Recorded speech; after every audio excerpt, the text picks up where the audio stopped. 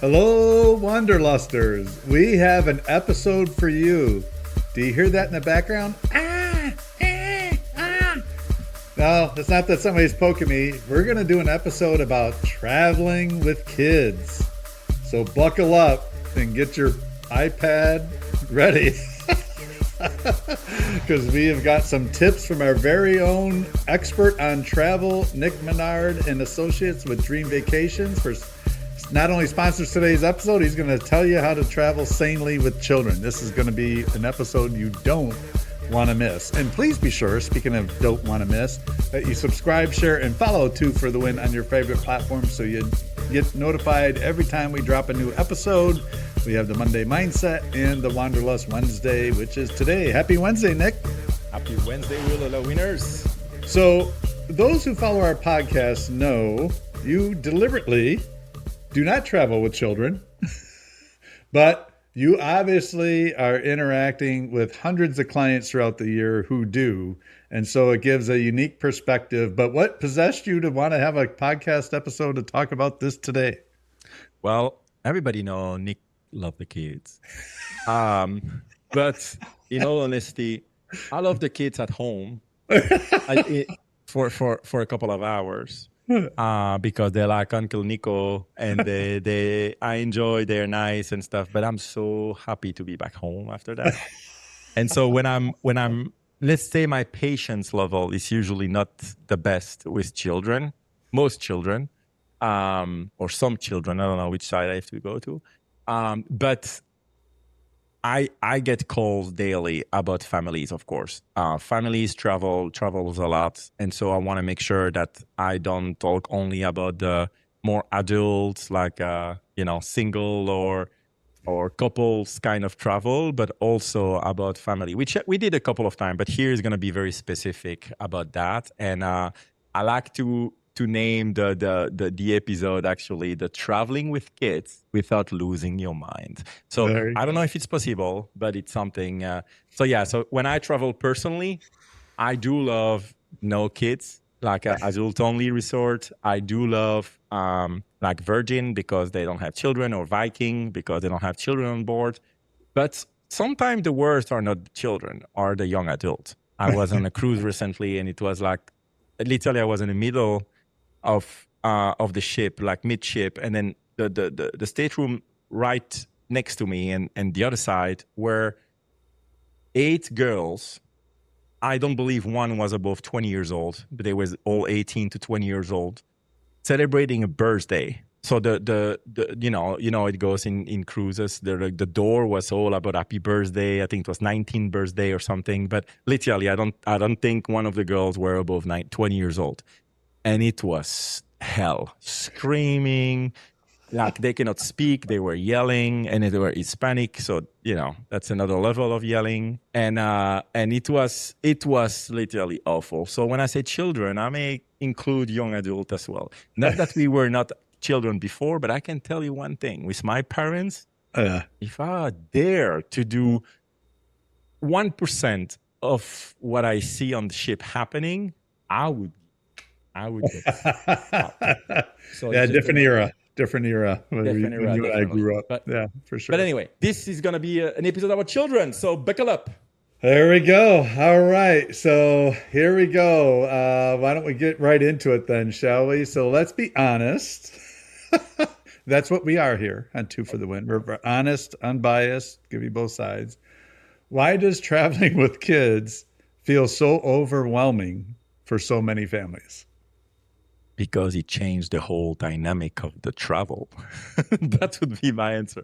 But more seriously, when you're traveling as a couple, it's about you, your pace, your interest, your flexibility. When you add kids, everything shifts. Now it's about energy levels, their routines, patience, and constant decision making. So what overwhelms most parents is the expectation gap. They try to travel the same way they did before without kids. And that's where frustration kicks in. So traveling with kids is not harder. It's just different. And once you accept that and adjust your expectations, everything become more enjoyable.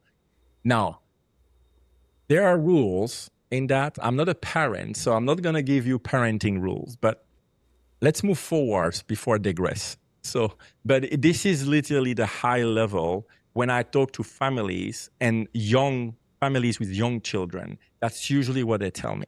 Nick, we used to travel to there or doing like a cruise or a resort or anything like that. We love that. Now we have our first one, and we would like to have the same kind of experience, but also something for the baby. At the end of the day, as a travel agent, you need to look for the baby or the kid, because that's what will make the travel a success. Because if a child is not happy, you will hear it and you will not be happy yourself.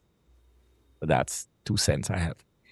That is so true. And I think one of the things you touched on with that, like the pacing, right? When it's just you and somebody else, there's a certain level of pacing. And it doesn't necessarily mean fast pace or slow pace, but there's a comfort with the pacing. When you add other variables, and especially when those other variables get really noisy, if they're not happy, it changes that pacing. Yeah, very true. Very true. So you touched on this a little bit, but I'd like for you to go deeper. What is like the biggest mindset shift that parents need to make before traveling with kids? The biggest shift is moving from let's have a perfect trip to present trip. So things will go wrong. All right. So plans will change. Kids will get tired. They need their nap if they're young, definitely very young. Hungry, emotional at the most inconvenient times. And that's part of it. So instead of trying to control everything, focus on being present in the moment that matter. Also success looks different for anybody. So it's not about how much you see, it's about how the experience feels for everyone. And again, if your child or your children have a great time, usually it reflects on their mood, which will reflect also on you having a better time. Mentioning also the naps earlier. So I have a bunch of clients who have small children. They all tell me, like, do they have a place for children that they can stay, like a resort or a cruise, that they can stay for a couple of hours so we can have some time for ourselves and feel safe for the children? We can check that for you as well. Same with resort. So I think what's important as an adult is to make sure to still have some time for yourself. So yes, you go to family, you want to experience. And I get sometimes client telling me, Nissan, we don't care about the children groups and stuff because we want to experience time with our children.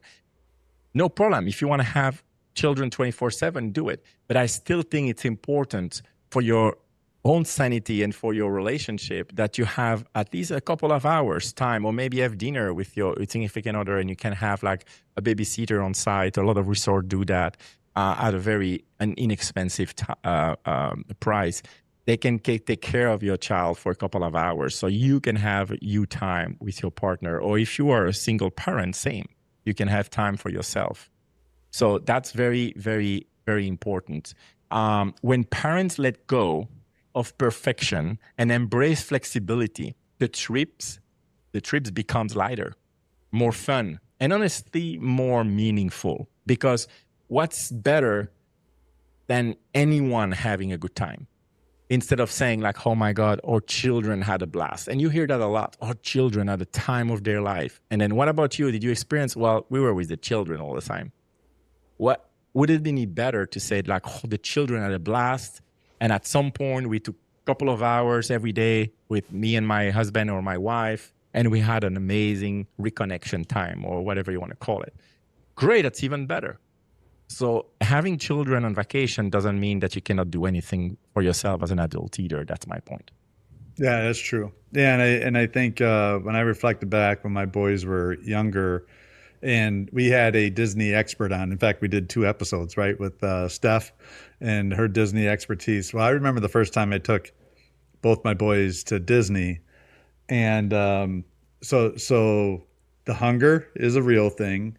The tired, like they were walking around, and at some point they're like, getting cranky, staying in long lines. And I'm like, we have got to pay for the pass, the expedited pass. And then in the afternoon, even though my oldest was, he had outgrown needing a stroller, I still rented a stroller and pushed him around because the first time we went to a different amusement park, that was miserable. And so, to your point, you got to make accommodations. But I like the idea as well, having the resort where they have the babysitter, so you get a little, free time, so to speak, with the parents to do a nice dinner or something like that. That's a great tip as well. Yeah, sure. On that one. All right. So, what are some practical ways to make traveling with kids smoother and less stressful? Well, like everything, there's more than one strategy. Now, I will share a few strategies that I heard from my clients that I heard worked very well. First, slow down the itinerary. Trying to do too much is the fastest way to create stress. And it's definitely true when we have families willing to travel to a new country. So in this case, we want to go to Asia, Africa, Europe, South America. Try to avoid having a compressed day. So make sure to have more time because, again, what you just mentioned earlier is very important. You never know how the day will go, the mood will be, the tiredness, the food. So if it's like a strict schedule, like we talked about it last week with the guided tour and stuff like that, those two are really rarely with children or young children, maybe older children, because of that fact. You don't control the time. The time is there, you need to go, all right? The second point will be built around the kids' rhythm, not against it. So nap time, meal time, downtime, those matters. And you need to know based on how your child reacts with certain activities, how much time should I be scheduled in between in order to make sure that they have that time that's so needed, necessary, not only for mood, but for health and for other factors. So never lose mind of what your children need and put that in priority in order to build your itinerary around this. The third, choose the right accommodations. So space is important, in the room accommodation. Convenience, like family-friendly setups makes a huge difference. I know we talk a lot about cruising here on our show because we are in Florida, and of course, lots of people cruises. There are so many different cruise lines. So it's very important that you understand which cruise line would fit best for the age of your children. It can be any cruise line at a different point of their time, but not all of them are great for 3 years old or for 12-year-old. So very important to understand what would fit better this into your decision making for your next cruise in this case. All right. Fourth, set expectations before the trip, especially with older kids. Let them know what to expect and even involve them in planning. So I sent all the time, like here would be the planning of the structure of the trip, differently when it's another country or an itinerary. Like share that with your children if they are 15 and above. So they know what to expect. And maybe they really, for example, Japan, it happened recently. Someone said, okay, my son wants to really experience Disneyland in Tokyo. Okay, great. I said, show them about what's possible to do for Disney. You can have a 1-day pass or a 2-day pass. He said, well, no, 1 day is enough. Yeah, but then they cannot do the Disney Sea. I said, what is Disney at Sea? So I sent information and they looked and guess what? They want to do the Disney at Sea, not the other one. And that just because they were not aware of that and they have 1 day the itinerary to do something like that and they decide to go with the sea because it's so different and it's so typical for Tokyo. And so those kind of information can change if you involve your child into those things. Now, if they are young, they're very young, I don't think you should, but it's always good that they know what to expect in advance, definitely when they are teenagers, right? And finally, always have a buffer mindset. And not like that. Things take longer with kids. So accepting that up front remove frustration. So we already mentioned that a couple of times, but very important.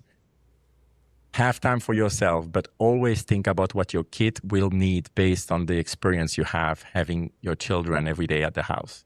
So what would trigger them positively and negatively? and make sure to have some buffer time because who knows what can happen between two meals. Oh yeah, that's for sure. And I think even picking like flight times, right? Like sometimes I think people think they can get away with the red eye because the kid will then sleep through the flight, which usually helps because then red eye flights are a little less expensive. But if you're getting an early morning flight and you expect them to go to bed early the night before and wake up all bright eyed and bushy tailed, I would take it from somebody who lived it. That's usually not the case on that one.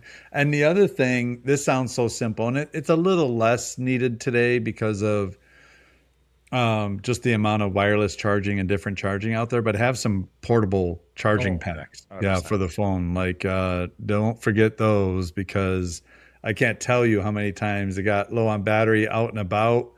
And to your point about trying to foster patience, that's a way to foster patience. They can't access their phone. They're not going to be quite as patient.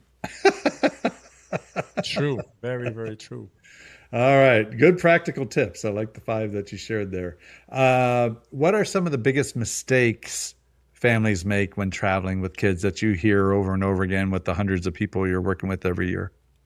The biggest one, and it's almost every time when I follow up, that I always follow up when people come back from their travel. The biggest one is I shouldn't have overpacked so much for my children. And it's always the case. You overpack because you think too much. And let's be honest, we live in Florida. We usually go on vacation on a cruise or in resorts close by. I mean, meaning Mexico, the DR and stuff like that. They are going to be in swim short all day long. They need a short and a polo at night and a pajama. Don't forget the slippers. Yeah. And they will be very happy all the time. So parents want to maximize the trip, so they try to fit everything in. But kids don't experience travel the same way as we do. Remember 20, 30, 40, 50, 60 years ago? Yeah. They need space to breathe, play, and just exist. So let them and keep things very, very simple. I feel like I'm a child because when I travel, I take I don't even a check bag, but a handbag for like a week, sometimes 2 weeks. And people say, that's all you have? I'm like, that's all I need. And guess what? If I need something that I don't have, I can buy it. That's my mindset. And then I have the girlfriend with like 10 times bigger suitcase, 2 checked suitcase, 75 pair of shoes for 7 days. Oh my God. I'll never get it. Well, you got to keep the ladies happy. Yeah, they got to have the right shoes for the right outfit. I know. Same. Yeah. Pajama, like suits him. All right, I digress.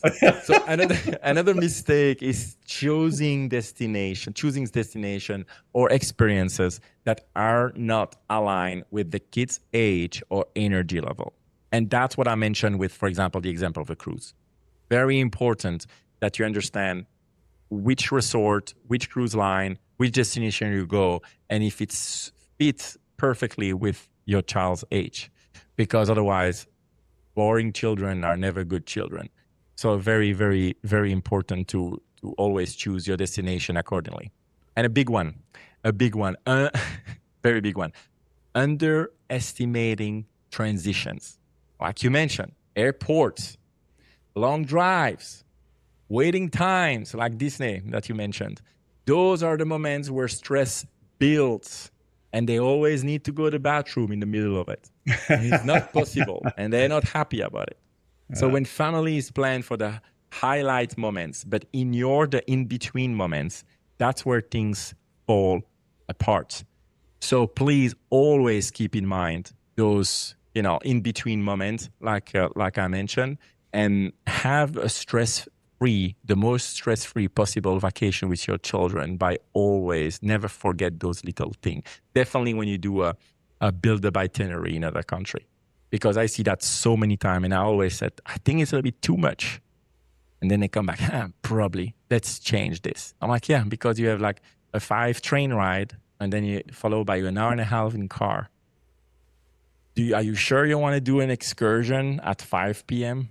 After that, Yeah. probably not the best timing.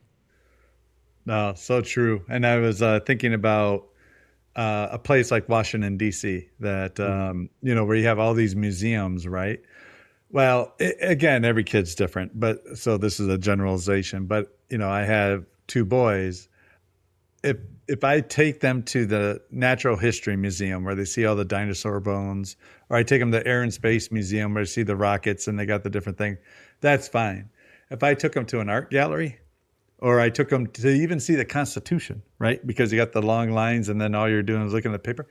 Like when they were younger, that would have been a nightmare. So I love the point about trying to match the activity. Like you might not be able to do unless you set up a system like you said, like you get a babysitter or something. So then you could go see the Constitution yourself if you haven't seen it before. But most kids, especially younger kids, are probably like, whatever, and same Yeah. with that. So matching the activity is very important. You're gonna have to make trade-offs, or Yeah. figure out different accommodations. So True. No, yeah, very true. yeah. All right. So I'm really interested to hear your thoughts on this one. So despite the challenges, which you've listed, let's just say a few, why is traveling with kids actually worth it? Well, this answer is based on the feedback from a lot of families. So because because these are the moments that shapes both the kids and the family, travel exposes kids to new cultures, all right, Mhm. new environments and new ways of thinking. They can meet also different people. It builds adaptability, curiosity, and confidence in a way that everyday life can't. All right. But beyond that, it creates shared memories, moments you will talk about for years. Funny situation, awkward situation, unexpected experience, little wins along the way. And for the parents, it's a reminder to slow down and see the world through a different lens. It may not be perfect, but it's incredibly meaningful. So I think the good part here, it's really for the children to experience something they never did before and open their eyes to it. And you will also see what your children's interest lies a lot better when you see that, oh my God, I never saw, Spencer like reacting like this by doing Yeah. so, or Jonathan doing this at that moment, or Stephanie doing this. So it's a good way for you to gauge the way that your children think in environment that they're not used to be on. Yeah, well said. And I think, for myself, because when I was a kid, never traveled. In fact, I didn't even get away from Wisconsin or Chicago until I was like 17. So my family, that wasn't part of our DNA. But as I started traveling as a young adult, and obviously as I went through life, I love it. And so with my kids, travel has been a part of their life from the moment they can remember. And now I look at my oldest son, Will, who he's 20 now. But I mean, I think of all the places he's been already. He's gone to Poland, he's gone to Prague, he's gone to Vancouver, he goes to a lot of places in the US. He just came back from Ireland. Later this year, he's going to Sweden, and so he's caught the bug, and he's traveling and everything, and he has his own business. And part of what he does with the income he makes from the business is he sets aside for travel. Travel is a fixed budget item because we had an episode probably a month or 2 months ago where you talked about traveling as part of your culture, as part of something like being deliberate with travel and stuff like that. So I think, yeah, to your point about exposing them to different cultures, having them see that there's a lot out there, whether it's outside the state or outside the country in the world to offer. And to your point about having those meaningful moments that you recollect on for sure.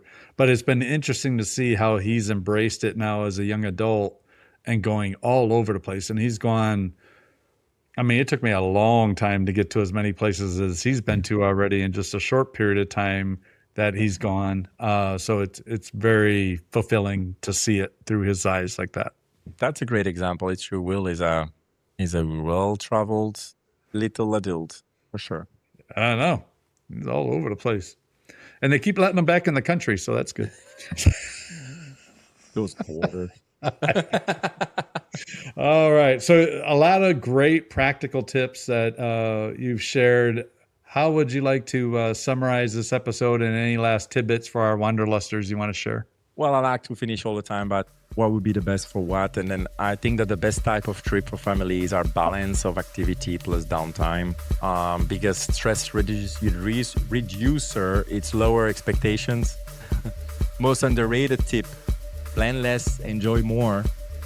And then the best memory creators, unplanned moments. It's always good to have some time that usually the best time are the thing we didn't expect, right? So it's the same in family vacation.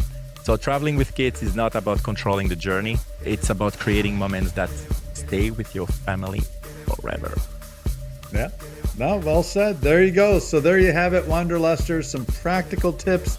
If you have a young family and you're trying to figure out when is the right time to do these kind of travels so that you can explore out there, but with the children, hopefully you gleaned some nuggets from today's episode. There were quite a few. So thank you, Nick, and thank you for Nick Menard and Associates with Dream Vacations for sponsoring today's episode. And please be sure to subscribe, share, and follow Two for the Win on your favorite platform. We're on all of them, including YouTube. And that'll wrap up this week's episode, Wanderlusters. We'll see you next week. Take care. Bye, winners.